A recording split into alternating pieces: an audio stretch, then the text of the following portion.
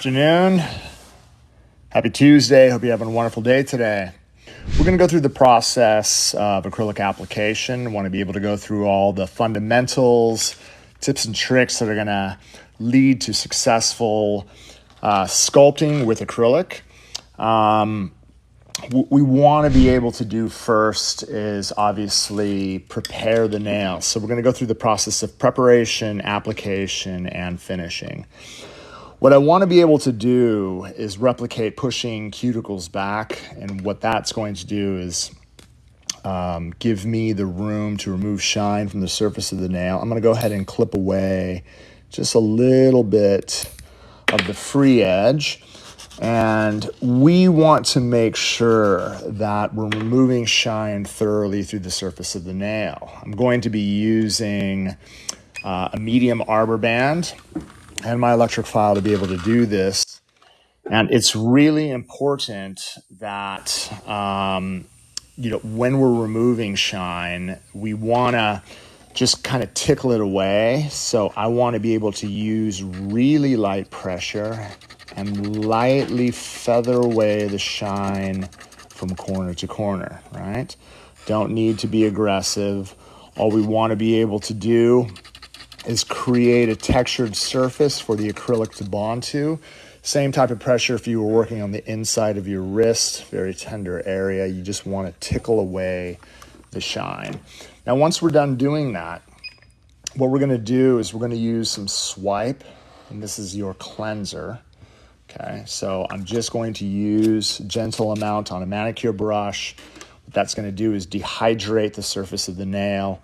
It's going to balance the pH level and prepare it for protein bond application. Now, this is your bonder. You're going to apply 2 coats from cuticle to free edge. You're going to do 1 coat on all 10 nails, and then you're going to come back and you're going to do a second coat. Okay, so this is how we're going to prepare the surface. Now, once we're done, we're going to go ahead and put a nail form on. So this is the easiest way to do it. You want to be able to take the tab, place it on the bottom, and then if you pre-pinch the form, right, it creates a handle. If I open the back of the form, you're going to notice that it's already in a C-curve position. For those of you guys that just joined us, make sure to smash that like button. Feel free, again, if you guys have any questions, we have moderators online that will be able to help you out. I can't see any of the questions that come through, but they will be able to answer your questions. Notice that when I come underneath, it's kind of at an angle like this, right? You're going to notice with one hand, if I lift up, I use my middle finger to lift this up, I'll be able to get my form dead straight.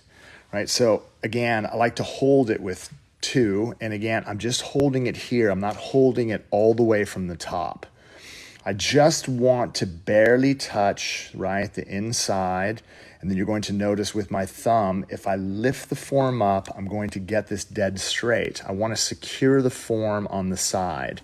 Now, for different fingers, different shapes, different widths, different, again, challenges. If you go to Young Nails on YouTube and you put form application in, Young Nails form application, you guys will see tons of videos online. They're going to be able to guide you through successful form application. All right, so what we have to achieve once we have the form on is building a successful tip, a free edge. So I'm going to be using Cover Pink, and what I want to be able to do, right, is I want something that's not going to get away from me. We need something that's not going to run. So if I submerge my brush, I'm going to try to get everything inside the screen. If I submerge my brush and I tap it and I pull down and I bounce inside the powder, the first thing I want to do after I pick it up with one side of my brush is drain the excess off the back end. This is going to allow me to set this down on the form, and notice I have a clay-like consistency. From the top of the bead, I'm going to walk it with the body. I'm going to bring it even with the growth channel, and then from the top portion, I'm going to walk it up to the top and get connection. Watch. I'm going to get it even with the growth channel, the top part of the bead. I'm going to walk it from the top until I join. Now, once we have connection, I will be able to use the body of the brush, and I'll be able to work this from side to side. And then again, at this point, if I decide that I want to kind of stretch this out, I have a beautiful clay-like consistency that I'm going to be able to work from side to side. So let's just do this. Let's go ahead and just put this in a somewhat, right, coffin shape, okay, tapered square. Okay, once we have this, and you're going to see from the top profile, it's tapered, right? So for those of you guys, again, that are interested in building a coffin shape, you don't want to build the nail square and then try to file it coffin. You need to build it coffin, and then that way it's going to be a lot easier to manage when you're actually shaping it. Okay, so for those of you guys that joined, just make sure to smash that like button. Now, what we have to be able to do once we actually have the tip built out, we need to start working the whole body. It's really important that we start at the cuticle area and work from this point down to this point. So I'm not going to drain anything. We need a self-leveling bead. If I submerge my brush, right, and I lightly tap it, and I pull down and I bounce inside the powder, notice that I'm able to load this up with something that's going to melt really, really fast. I don't want to do this. I don't want to take my brush and then water ski across the surface. You're going to notice that you're going to get this giant booger on the end of your brush, right? I don't want to just harpoon it and then swirl.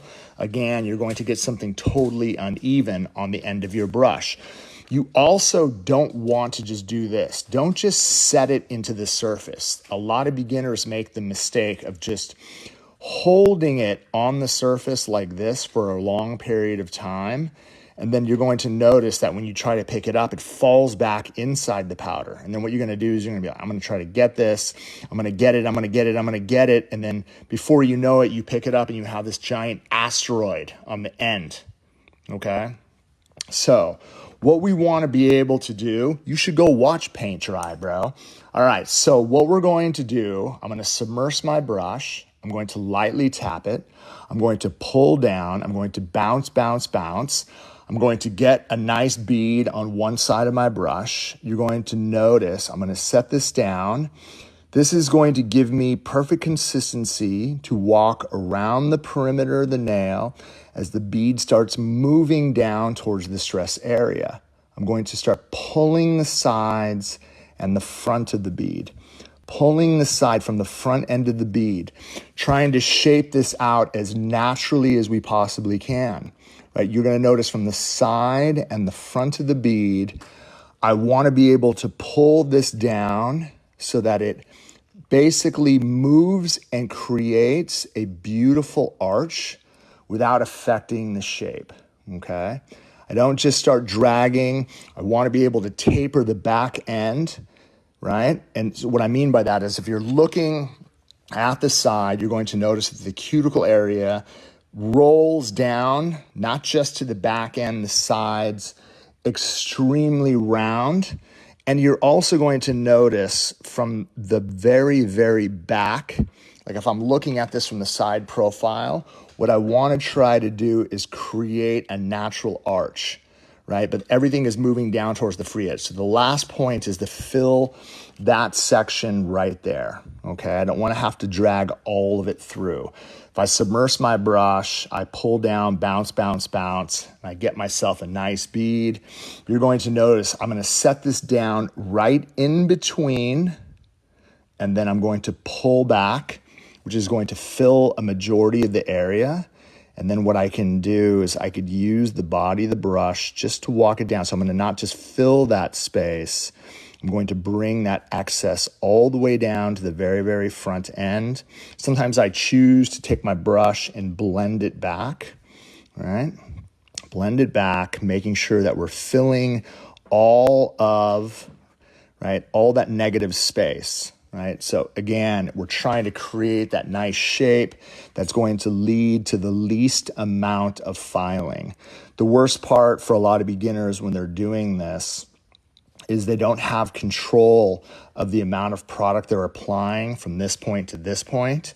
You want to be able to build this, right, as tight as you can so that when it leads to you filing this into shape, you're not going to be spending a ton of time trying to jackhammer this into perfection. All right, so again, we're going to set this and let it dry. Now, one of the things I do, it's always about brush maintenance. You're going to notice that I actually keep the brush inside my dish, just like this.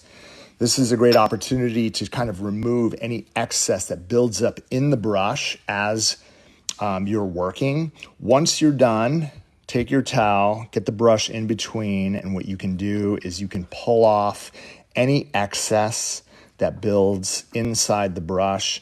This is going to keep the brush nice and soft and supple. And for those of you guys that have the Greg Signature Series, it definitely is the best brush out there. All right, what we're gonna do now, I'm gonna cap everything. I'm gonna make sure that it's completely set. Now, you have to remember, right, as it starts to set, it's going to give off a velvet type of texture, right? So if I remove the form, I have a time frame before everything dries. The bottom part is actually starting to set. I have to be really, really careful that I don't compress the surface, which I just built out, and mess everything up. So we're gonna switch this out, our barrel. This is what I use for preparation. You can see the arrows are pointing to each other. I'm gonna open this up until it clicks. We're gonna remove the sanding band. We're going to take a carbide bit. This is a safety bit. I'm gonna put this back on. I'm gonna leave a little bit of space. I'm gonna lock this up. When I'm turning this on, you can see, since it's balled on top, I don't have to worry as I'm working around the cuticle areas. This is the bit that we're going to be using to actually take down excess on the nail when we're actually filing it. Before we do that, we have to make sure that we get this totally straight. Okay, so I'm going to zoom out. I'm going to take my hand file. What I want to be able to do is remove the sharpness from the sides of the hand file. And I'm going to be using this actually to shape my sides. So I need connection. I need contact all the way on the sides. I need contact all the way on the sides, right? You're gonna notice that I'm building a real straight shelf on both sides. I'm going to square off the front end. And then what I like to do to make sure that my lower arches are straight, I like to turn the customer's hand to the side.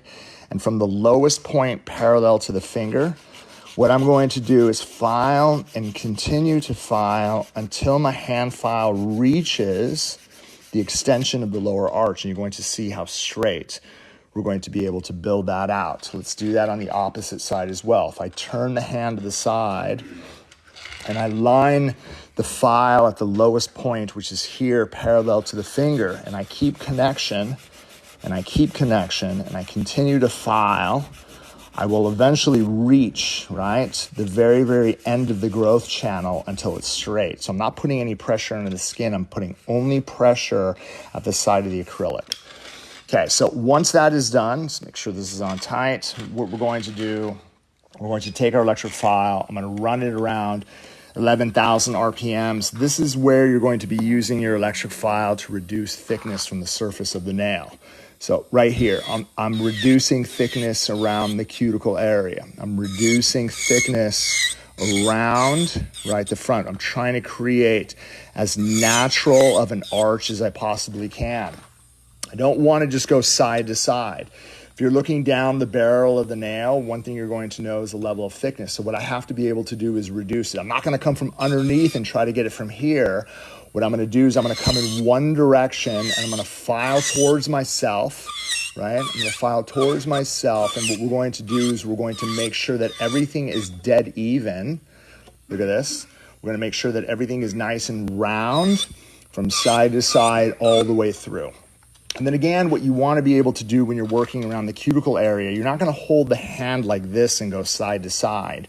You're using zone 1 of the barrel, right, to work around the cuticle area so that it doesn't slip. And what that's going to do, it's going to reduce thickness. It's going to make it easier for you to file around the perimeter of the nail. Once those 3 points are taken care of, I could use my electric file and come in one direction to reduce, again, thickness so that it leaves me with the least amount of filing done. Make sure this is on tight. So here, once I have that done, I'm now going to take my hand file. If I'm going around the cuticle area a few times, look at this, I know now, and you're going to notice, look at this, I'm trying to blend this in the least amount of effort. If my finger gets stuck, it's going to lift. So we don't want to leave ledges. That's why it's really important to have that self-leveling nature so that it sets you up with the least amount, again, of product reduction when you're using your electric file, and also the least amount of effort when you're actually going to be filing around the surface. So at this point here, what I'm going to do is break it into two sections. I like to hold the hand file from the top to use this whole entire surface area. So I'm literally going to file, I'm just literally filing down the whole entire side at an angle. You can almost see all my file marks are at an angle. And then what I'm going to do is I'm going to hold it on the bottom of the hand file, and then I'm going to go up, right, into the nail and then let it fall. I'm not going to just pull down in, right? And that way what you're able to do is you're able to basically use the whole entire surface to get that whole entire right side. Okay, last but not least, once we have everything done, I'm going to take a look at client profile. Let me bring this up a little bit straight, client profile. So here at this point, you can see how dead straight everything is. I need to make sure, right, that I get this dead square. I make sure that my sides are going to be dead even on both sides. And then what I will do is I will hold my file, make a peace sign in between my knuckles. At this point, what I want to be able to do is look down the barrel of the nail. So here, what we're going to do is just kind of surf the surface from side to side, just to make sure that we have everything absolutely perfect, right? And if we need to, again, do some detailing around the edges, we will. But as you can see, once we are done, you're going to be able to shape out something that's absolutely perfect from cuticle all the way to tip. All right, I hope this helps. Again, once you're done, you could choose to buff the surface, use protein bond, put top coat, put gel polish, create designs. It's the perfect canvas for you to create that perfect work of art. Tomorrow on Twitch, join us on Twitch TV. Super fired up to show you guys what we have coming. And again, if you guys have any questions, www.youngnails.com. I appreciate the time. Thank you guys for joining us during nail school. Have a great day. Peace. Subscribe the channel now. Subscribe the channel now. Subscribe to the channel now. Subscribe to the channel.